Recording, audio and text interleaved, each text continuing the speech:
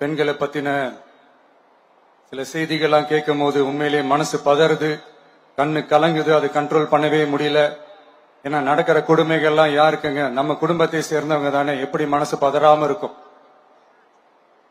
அதனால பெண்களுக்கு எதிராக இதெல்லாம் ஏன் நடக்குது, எதுக்கு நடக்குதுன்றது மத்தவங்க மாதிரி ரீல்ஸ்லயும் இன்ஸ்டாலையும் தேடிட்டு இருக்க முடியாது. ரியாலிட்டிய புரிஞ்சுக்கணும்.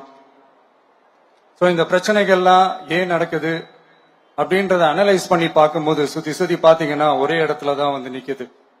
போதை பொருள் நடமாட்டம், அதை வேரோட பிடுங்கி எறியணும்.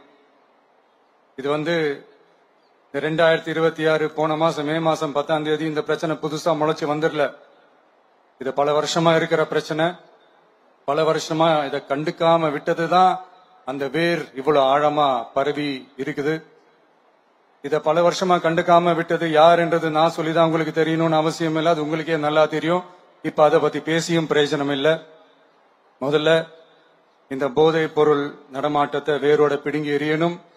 அப்படி எரிஞ்சாதான் இந்த பெண்களுக்கான இந்த சேஃப்டி ரொம்ப ஸ்ட்ராங் ஆகும். இது ரெண்டுமே ஸ்ட்ராங் ஆனாலே ஆட்டோமேட்டிக்கா சட்டம் ஒழுங்கும் சரியாகும். இந்த 3 விஷயம் சொன்னல, இந்த போதை பொருள் நடமாட்டம், பெண்களுக்கு எதிரான இந்த கொடுமை, இந்த சட்டம் ஒழுங்கு, இது 3மே ஒண்ணுக்கு ஒண்ணு இன்டர்லிங்க்ட் தான். இதுவும் இப்ப புதுசா வந்த பிரச்சனை கிடையாது, பல வருஷமா இது இன்டர்லிங்க்டா தான் இருக்குது.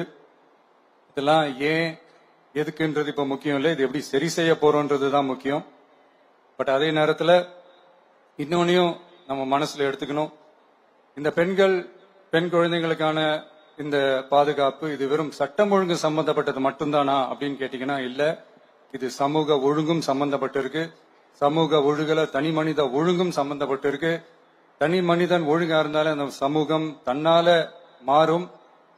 ஒரு கட்டுப்பாட்டோட ஒரு பொறுப்பா இருந்தாலே இது மாதிரி பல பிரச்சனைகளை நம்ம கண்ட்ரோல் பண்ணலாம்.